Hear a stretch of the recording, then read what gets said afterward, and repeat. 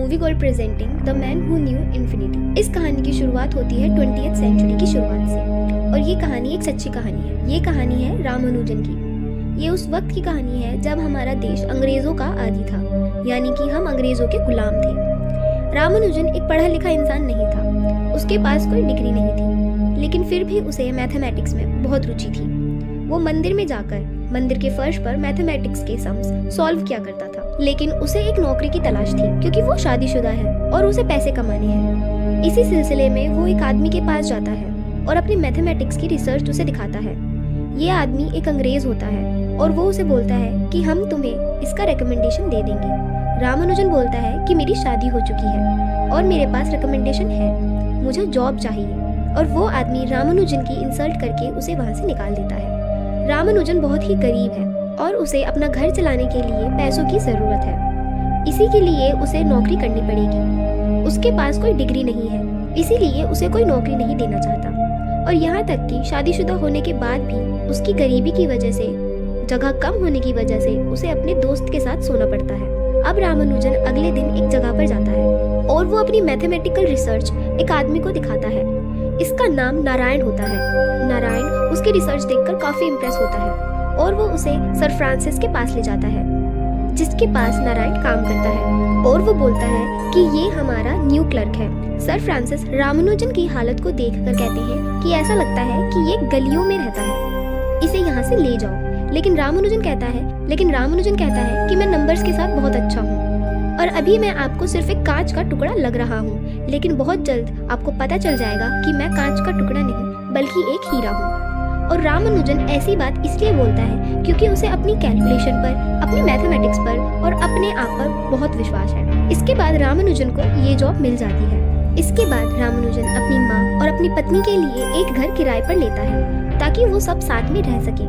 और उसकी माँ, उसकी पत्नी वहाँ पर आ जाते हैं। वहाँ पर एक ही बेड होता है और वो अपनी पत्नी को बोलता है कि मैं जमीन पर सो जाऊंगा, मुझे आदत है, तुम बेड पर सो जाना। और इसके बाद रामानुजन अपने काम पर चला जाता है। काम पर जाने के बाद जब रामानुजन काम करता है और कैलकुलेशन करता है तो वो अबेकस का यूज नहीं करता। अबेकस एक पुरानी तरह का कैलकुलेटर होता है।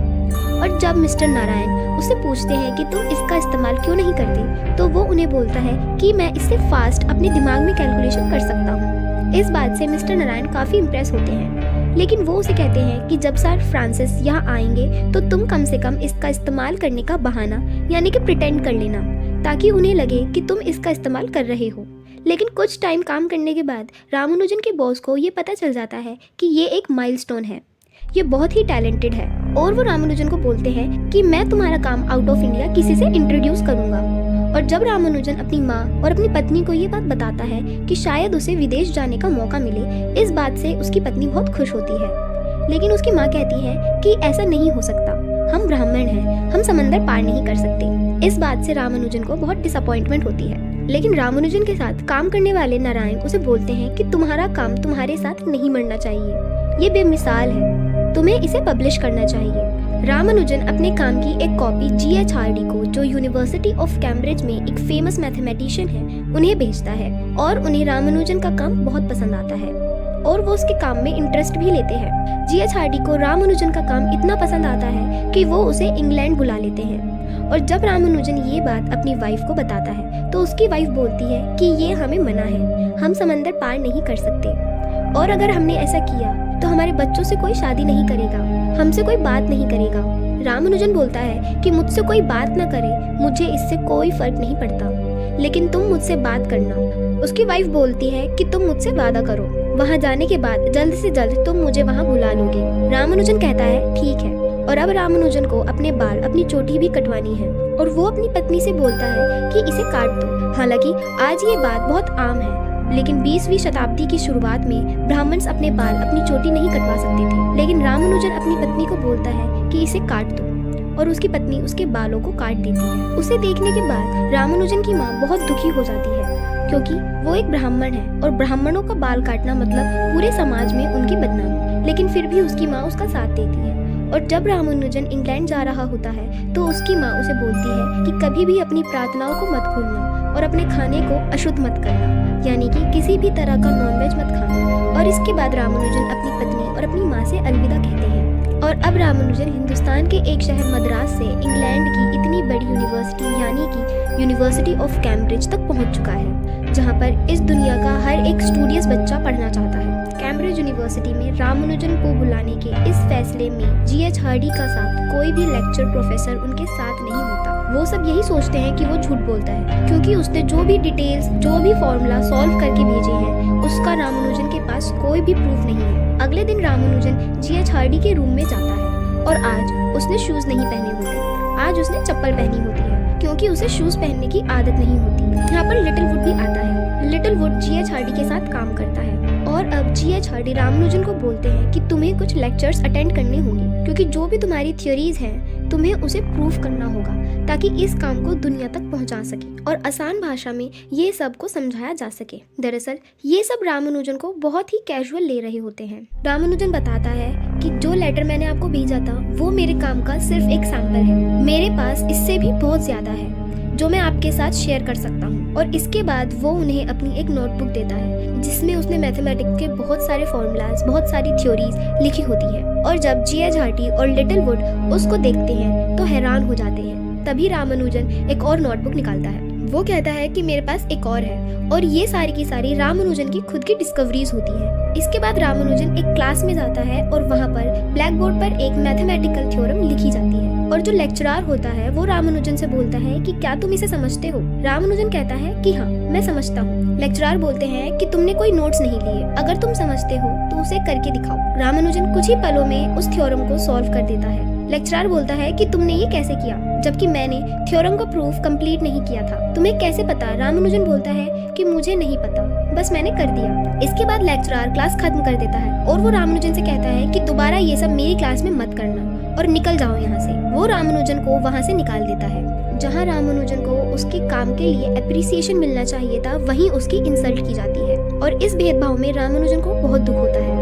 और जब रामानुजन जी.एच. हार्डी के पास जाता है तो जी.एच. हार्डी उसे पूछते हैं कि उस थ्योरम का जवाब तुम्हें कैसे पता चला जो लेक्चरर ने ब्लैक बोर्ड पर लिखी थी। रामानुजन बोलता है कि वो अपने आप मेरे दिमाग में आ गई, मुझे कुछ नहीं पता। रामानुजन बोलता है कि मुझे समझ नहीं आता कि हम प्रूफ ढूंढने के लिए अपना टाइम वेस्ट क्यों कर रहे हैं, मेरे पास फॉर्मूलाज हैं। जी.एच. हार्डी बोलते हैं कि मैं तुम्हारा सारा काम देख सकता हूँ, मुझे उसकी वैल्यू पता है, लेकिन उसे समझने के लिए और समझाने के लिए हमें प्रूफ की जरूरत है।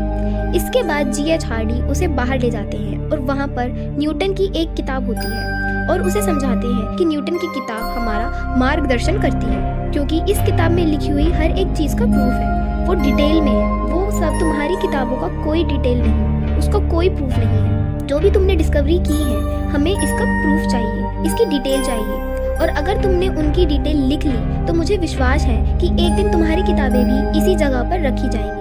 दरअसल प्रूफ का मतलब होता है कि जैसे रामानुजन ने कोई थ्योरम को सुलझाया तो उसे हर एक चीज का स्टेटमेंट देना पड़ेगा कि उसने ऐसा क्यों किया, और उसे हर एक चीज के पीछे का रीजन देना पड़ेगा, और उसकी सारी रीजनिंग बहुत ही ऑथेंटिक होनी चाहिए। तभी रामानुजन के काम को दुनिया और मैथमेटिशियन एक्सेप्ट करेंगे, क्योंकि रामानुजन तो उन सबको कर सकता है जो उसने किया है, लेकिन दूसरे तभी कर सकते हैं जब हर एक चीज का प्रॉपर प्रूफ होगा। और जी.एच. हार्डी की बात रामानुजन को समझ में आ जाती है, और इसके बाद वो अपने काम में जुड़ जाता है और वो कुछ थ्योरम्स के प्रूफ भी लेकर आता है, लेकिन उसमें कुछ गलतियां होती हैं। मिस्टर हार्डी उसकी हेल्प करते हैं, जिसके बाद रामानुजन की पहली मैथमेटिकल डिस्कवरी पब्लिश होती है और उसकी फोटो, उसका नाम न्यूज़पेपर में भी आता है, और ये बात इंडिया तक पहुंच जाती है, जिससे रामानुजन की पत्नी और उसकी माँ बहुत खुश हो जाते हैं। अब सब कुछ सही चल रहा होता है, तभी इंग्लैंड में जंग शुरू हो जाती है और रामानुजन जानकी को पत्र भेजता है और उसमें बताता है कि इंग्लैंड में जंग शुरू हो गई है और ऐसे में उसका आना ठीक नहीं होगा। जानकी ठान लेती है कि वो इंग्लैंड जाएगी और इस बात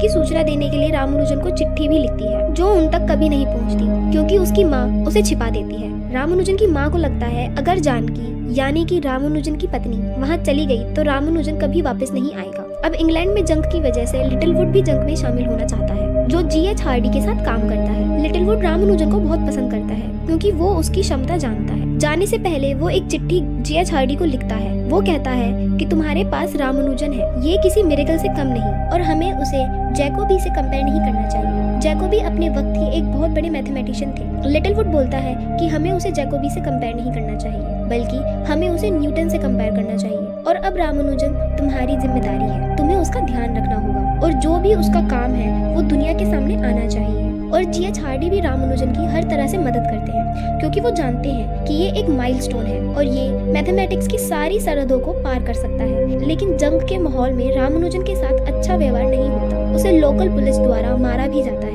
लेकिन रामानुजन फिर भी इस माहौल में अपने काम को करता रहता है। धीरे धीरे रामानुजन की तबीयत खराब होना शुरू हो जाती है और जब वो डॉक्टर से अपना चेकअप करवाता है तो डॉक्टर उसे बताते हैं कि तुम्हें ट्यूबरक्लोसिस है। लेकिन रामानुजन ये बात जी.एच. हार्डी को नहीं बताता। साथ ही साथ जी.एच. हार्डी ने जो रामानुजन के लिए रॉयल सोसाइटी में मेंबर बनने के लिए जो अपील की थी वो भी खारिज हो जाती है। अब रामानुजन चारों तरफ से परेशानियों से घिर चुका है, उसकी तबीयत भी बहुत खराब है और उसकी पत्नी का उससे कोई संपर्क नहीं है। इन सब बातों से वो बहुत ज्यादा फ्रस्ट्रेट हो जाता है और वो रेलवे स्टेशन पर जाकर ट्रेन के आगे कूद जाता है। इससे पहले कि वो ट्रेन के नीचे आता, ट्रेन का कंडक्टर उसे देख लेता है और वो ट्रेन रोक देता है। इसके बाद रामानुजन को अस्पताल ले जाते हैं जहाँ पर जी.एच. हार्डी भी आते हैं और अब जी.एच. हार्डी को पता चल जाता है कि रामानुजन को ट्यूबरक्लोसिस है, वो बहुत ज्यादा दिन तक जिंदा नहीं बच पाएगा। Doctor G H. हार्डी को बताते हैं कि रामानुजन को अब कोई बचा सकता है तो वो सिर्फ प्रेयर्स है, इसके अलावा इसका कोई इलाज नहीं है। वहीं जी.एच. हार्डी को ये बिल्कुल नहीं पता होता कि रामानुजन की जिंदगी में इतनी सारी मुसीबतें चल रही हैं। वो उसे कहते हैं कि तुमने मुझे अगर पहले बताया होता तो शायद मैं कुछ मदद कर पाता।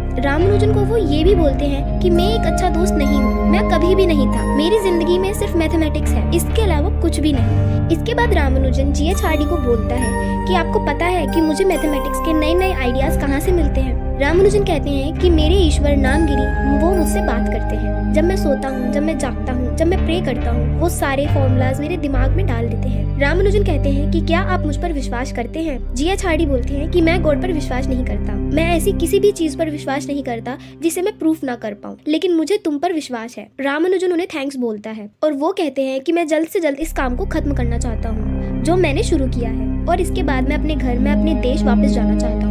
आप मुझसे वादा कीजिए, चाहे मैं कहीं भी मरूं, आप मुझे वापस मेरे घर लेकर जाएंगे। जी.एच. हार्डी बोलते हैं कि तुम इतनी जल्दी मरने वाले नहीं हो। रामानुजन बीमार है, कमजोर है, फिर भी वो पार्टीशन थ्योरी ऑफ नंबर्स के प्रूफ्स पर काम करते हैं। वो अपने काम को कंप्लीट कर लेता है। उसका काम देखकर कैम्ब्रिज यूनिवर्सिटी के बड़े बड़े मैथमेटिशियन, बड़े बड़े लेक्चरर सबके होश उड़ जाते हैं क्योंकि रामानुजन का काम बेमिसाल होता है और किसी को यकीन नहीं होता कि वो इस काम को पूरा कर सकता है। और अब जी.एच. हार्डी एक बार फिर से चाहते हैं कि रामानुजन को रॉयल सोसाइटी की फेलोशिप मिले और इस बार उसे फेलोशिप मिल जाती है। हालांकि कई लोग अभी भी होते हैं जो नहीं चाहते कि रामानुजन को ये फेलोशिप मिले क्योंकि वो एक इंडियन है, लेकिन जी.एच. हार्डी के प्रयासों से उसे ये सम्मान मिल जाता है जो कि उसके लिए अपनी जिंदगी की बहुत बड़ी अचीवमेंट होती है और इसके लिए रामानुजन को वहाँ पर बहुत सम्मान दिया जाता है और ये सम्मान उन लोगों के द्वारा दिया जाता है जो अपने अपने क्षेत्र में बहुत बड़े बड़े दिग्गज होते हैं। और इसके बाद रामानुजन जी.एच. हार्डी को अलविदा कहता है क्योंकि वो अपने देश आना चाहता है। जी.एच. हार्डी को इस बात का बहुत दुख होता है क्योंकि वो नहीं चाहते कि रामानुजन जाए, वो चाहते हैं कि वो उनके साथ काम करे, लेकिन उसे अपने परिवार के पास जाना है। इसके बाद रामानुजन इंडिया अपने देश वापस आ जाता है और वापस आने के बाद 1 साल के अंदर उसकी मृत्यु हो जाती है। और जब रामानुजन की मृत्यु की खबर जी.एच. हार्डी के पास पहुंचती है तो इस बात से उन्हें बहुत दुख होता है क्योंकि उन्होंने कहीं न कहीं अपनी जिंदगी का एक बहुत महत्वपूर्ण हिस्सा, एक बहुत महत्वपूर्ण दोस्त खो दिया था क्योंकि वो रामानुजन की शख्सियत से, उसके काम की ओरिजिनलिटी से बहुत ही ज्यादा प्रभावित थे। लेकिन अब रामानुजन इस दुनिया में नहीं रहा। मात्र 32 साल की उम्र में रामानुजन इस दुनिया को छोड़कर चला गया, लेकिन उसने मैथमेटिक्स की दुनिया में जो काम किया उसे याद रखा जाएगा। सन 1920 में रामानुजन की मृत्यु हुई और सन 1976 में उनकी एक खोई हुई नोटबुक मिली जिसमें ग्राउंड ब्रेकिंग फॉर्मूलाज, और आज उन फॉर्मूलाज को इस्तेमाल ब्लैक होल के बिहेवियर को समझने के लिए किया जाता है। ये फॉर्मूलाज इन्होंने अपनी जिंदगी के आखिरी साल में बनाए थे। रामानुजन और जी.एच. हार्डी ने 5 साल तक एक साथ काम किया था और इन्होंने जो काम किया उसे जिंदगी में कभी नहीं भुलाया जा सकता। रामानुजन को विद्वान से भी कंपेयर किया जाता है और ये थी कहानी रामानुजन की। उम्मीद करते हैं कि आपको ये कहानी पसंद आई होगी।